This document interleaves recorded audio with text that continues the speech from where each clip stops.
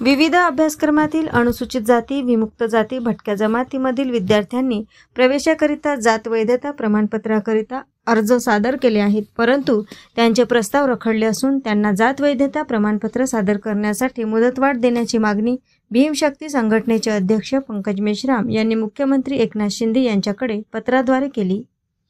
राज्यात सुरू असलेल्या सन 2024-2025 या शैक्षणिक वर्षामधील अभियांत्रिकी, वैद्यकीय आणि इतर व्यावसायिक अभ्यासक्रमासहित प्रवेशित विद्यार्थ्यांना सध्याची जात वैधता प्रमाणपत्र सादर करण्यासाठी अनेक अडचणी येत असल्याने सामान्य प्रशासन विभागाने सामाजिक शैक्षणिकदृष्ट्या मागासवर्ग व इतर मागासवर्ग जात वैधता प्रमाणपत्र सादर करण्यासाठी 6 महिने मुदतवाढ देण्याचा निर्णय घेतला। त्यामुळे राज्यभरातील इतर जातीच्या विद्यार्थ्यांमध्ये राज्य सरकारविरोधात असंतोष निर्माण झाला आहे। पुरोगामी महाराष्ट्रात विद्यार्थ्यांमध्ये जातीय भेद निर्माण केल्याची भावना निर्माण झाली आहे। त्यामुळे अनुसूचित जाती, विमुक्त जाती, भटक्या जमातीमधील विद्यार्थ्यांनी प्रवेशाकरिता मुदतवाढ द्या अशी मागणी करण्यात आली आहे। सध्या संपूर्ण महाराष्ट्र राज्यामध्ये सन 24-25 या शैक्षणिक वर्षाकरिता अभियांत्रिकी, वैद्यकीय व इतर व्यावसायिक अभ्यासक्रमाच्या प्रवेश प्रक्रिया सुरू आहेत आणि राज्यामध्ये या प्रवेश प्रक्रिया सुरू असताना त्या शैक्षणिक संस्थांमध्ये जात वैधता प्रमाणपत्र देणं अत्यंत बंधनकारक आहे। CET सेलच्या कार्यक्रमाप्रमाणे जात वैधता प्रमाणपत्र बंधनकारक असल्यामुळे अनेक अडचणी जात पडताळणी समित्यांपुढे आहेत। जात पडताळणी समित्यांकडे आजच्या तारखेला 1 लाखाच्या वर अर्ज तपासणीसाठी प्रलंबित आहेत।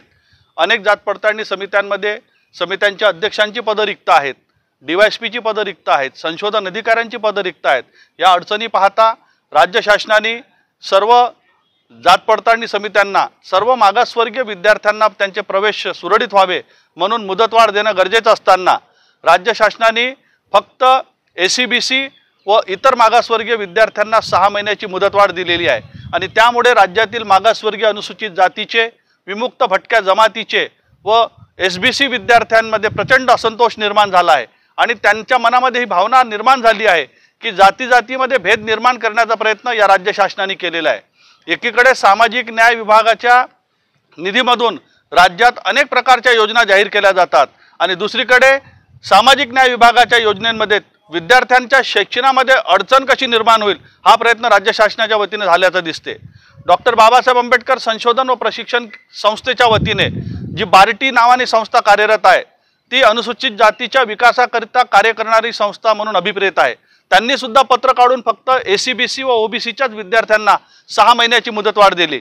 आम्ही अमरावती जिल्हा जात पडताळणी समितीला या संदर्भामध्ये एक विनंती केली आहे आणि राज्याच्या मुख्यमंत्री महोदयांना एक निवेदन दिलं आहे की आपण तात्काळ अनुसूचित जातीच्या, विमुक्त भटक्या जमातीच्या व SBCच्या विद्यार्थ्यांना सुद्धा 6 महिन्याची मुदतवाढ देऊन त्यांना त्यांचा होणारा जो त्रास आहे, पालक आणि विद्यार्थ्यांमध्ये जे भीतीचं वातावरण आहे ते दूर करावं।